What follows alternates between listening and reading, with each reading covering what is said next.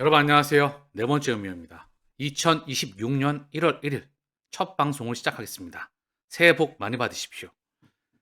자, 먼저 상당히 지치고 힘들고 그런 시간을 많이 보내셨잖아요. 그 시간들이 여러분들에게는 내공과 그리고 실력으로 자리 잡게 될 거예요. 그냥 지나가는 게 아니다. 알고 계시겠지만 노력의 과정은 그 과정 속에 있습니다. 자, 메이저 리그에서 성공하기까지 마이너 리그에서 몇 년을 고생해. 그리고 메이저에 들어가. 그리고 선발 출전해. 그리고 스타로 되기까지 그 과정이 있죠. 근데 이때는 가격으로 반영이 안 돼. 그쵸? 연봉으로 반영이 안 되잖아요. 근데 이게 뭐죠? 진짜로 가격에 반영되는 그 시즌이 오는 것을 저는 이 2026으로 보고 있어요. 그리고 그 과정들, 뭐 겨울이라고 할까요? 의도된 겨울이었죠. 의도된 동투기 전 구간. 저는 이걸 지나고 햇살이 발짝 비치는 그 시즌이 돌아올 것을 필연적으로 보고 있습니다. 보면은요, ETF의 CEO 네이트 게라치라는 사람이 SEC가 수많은 펀드 운용사들이 기존 뮤추얼 펀드를 기반으로 한 ETF 상품을 출시할 수 있도록 허용할 예정입니다. 이 발표에는 블랙락, 스테이트스트리트, 피델리티, 찰스 수압, JP 모건, 핑코, 모건 스탠리 등 약 20여 개의 자산 운용사가 포함됩니다. 2026년을 앞두고 주목해야 할 중요한 소식입니다. 자, 그러면 얘네가 누구죠? 블랙록, 스테이트스트리트, 피델리티, 달러의 3대장입니다. 여기에 JP 모건, 금융왕이죠? 같은 뿌리입니다. 찰스 수압, 세계 1위의 증권사죠? 같은 뿌리. 핑코, 세계 최대의 채권회사, 모건 스탠리, 같은 뿌리입니다. 자, 그러면 이 월가의 자본이 ETF를 통해서 대규모로 블록체인망으로 이동하는 겁니다. 이걸 두고 SEC 의장은 뭐라고 표현했을까요? 자, 봐보겠습니다. SEC 의장 미국 금융시장 2년 내 블록체인 기반으로 전환을 예상한다. 전 세계 5대양 6대주 거기 뻗쳐 있는 도시의 에너지, 자본주의 에너지가 블록체인을 이동하는 것을 표현해주고 있어요. 그러면 시총은 어떻게 될까요? 시총은 가만히 있을까요? 이게 실물 경제에 도입되기 위해선 가격 상승이 필연적이어야 돼요. 필연적이어야 된다.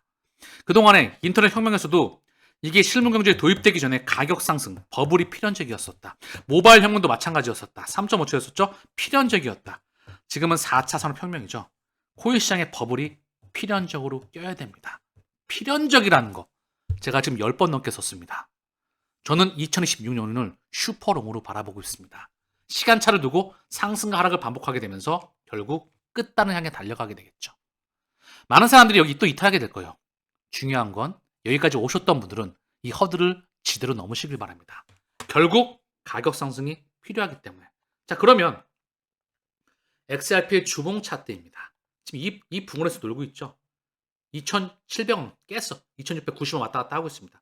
요 언저리야 결국. 근데 중요한 건 보시면 상승과 하락, 상승과 하락을 반복하고 있죠. 그렇죠? 하락은 상당히 오랜 시간 동안 했어. 근데 펀더멘탈은 계속 상승하고 있어. 하락할까요? 상승할까요? 저는 단기적으로 상승과 하락을 반복할 수 있다 생각을 합니다. 횡보할 수도 있겠죠. 허나 결국은 이 고점을 뚫고 뚜껑을 열 거라는 것을 확신합니다. 필연적으로. XRP도, ETH도, BTC도 얘네의 시총이 폭발적으로 증가한다. 따라오는 알트코인의 대장들도, 섹터별 대장 코인들도 시총의 증가가 필연적이다. 그래서 코인 시장의 증가는 필연적으로 보고 있다. 지금은 주식이 사상 최고치를 경신했죠. 시총이 증가했는데 주식이 사상 최고치를 증가했고 원자재도 폭발적으로 증가합니다. 근데 코인 시장만 빠그러져 있죠. 그죠? 가장 빠그러져 있어. 같은 위험 자산에서. 근데 이런 장기적으로 봤을 때 이런 메커니즘은 존재하지가 않아요. 얘도 위험 자산에 들어가 있기 때문에 얘 상승도 필연적이라는 겁니다. 유동성이 달라붙을 수밖에 없다는 거죠. 누가 그러더라고요. 모든 유동성을 금이 빨아들였다고. 여러분 알고 계시나요? 금 ETF는 8이에요.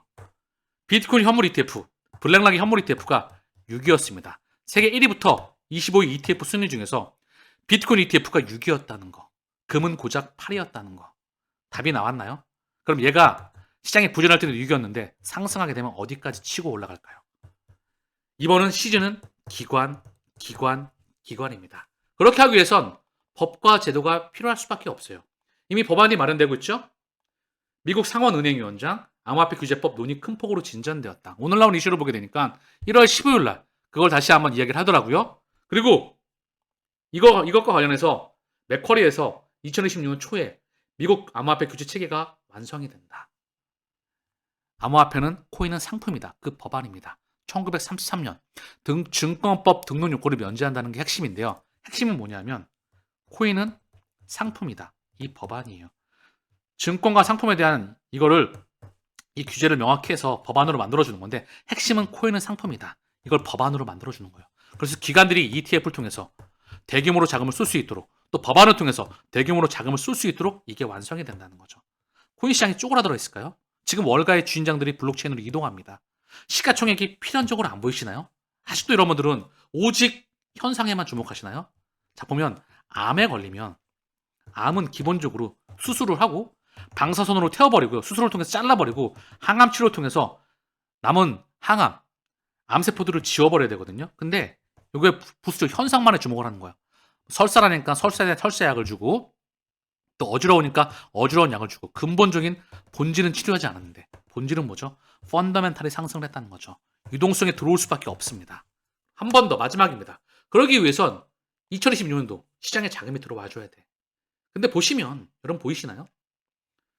미국 나스닥의 월봉이에요. 제가 2002년도부터 2025년까지 사실상 이거를 제가 한 30분 설명드리면 다 금융시장의 모니터를 설명할 수 있거든요. 미국 페드의 통화정책 흐름을 연간별로 다 설명할 수 있어. 자랑하는 게 아니고 진짜로 할 수 있습니다. 그런데 지금 이것만 말씀드리죠.